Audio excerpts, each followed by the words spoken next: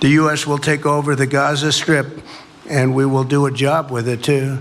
We'll own it and be responsible for dismantling all of the dangerous unexploded bombs and other weapons on the site, level the site and get rid of the destroyed buildings, level it out, create an economic development that will supply.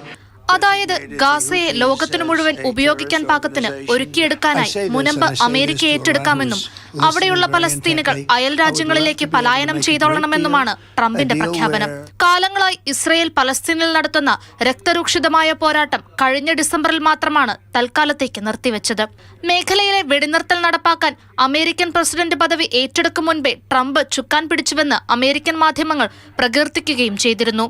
പശ്ചിമേഷ്യയിലെ സമാധാന ദൂതനായി ട്രംപിനെ ചിത്രീകരിക്കാനുള്ള ശ്രമങ്ങൾക്കിടെയാണ് Trump നെതന്യാഹുവിനെ white ഹൌസിൽ വെച്ച് കാണുന്നതും സകല സമാധാന ശ്രമങ്ങളും അട്ടിമറിക്കുന്ന നിർദ്ദേശം മുന്നോട്ട് വെക്കുന്നതും.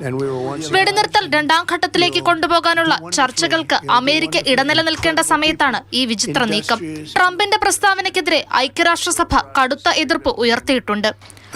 ഇംഗ്ലണ്ടും ജർമ്മനിയും അറബ് രാജ്യങ്ങളും ട്രംപിന്റെ നിർദ്ദേശം അസമയത്തുള്ള അസംബന്ധമെന്ന് പ്രതികരിച്ച് രംഗത്തെത്തി. എന്നാൽ സംഗതി ഇസ്രയേലിലെ ഭരണകക്ഷിയടക്കമുള്ള വലതുപക്ഷ സംഘടനകൾക്ക് ബോധിച്ചിട്ടുണ്ട്. ഉടൻ നടപ്പാക്കേണ്ട സാധ്യമായ പരിഹാരമെന്നാണ് അവരുടെ വിലയിരുത്തൽ. വിഷയം ഇന്ത്യയിലും രാഷ്ട്രീയ തർക്കമായിട്ടുണ്ട്. ട്രംപിനെയും ഇസ്രയേലിനെയും പിന്തുണയ്ക്കുന്ന മോദി സർക്കാർ ഇക്കാര്യത്തിൽ എന്തു പറയുന്നുവെന്ന് ചോദിച്ച് മുഖ്യ പ്രതിപക്ഷ പാർട്ടിയായ കോൺഗ്രസ് രംഗത്തെത്തി. News desk, Mathrubhumi news.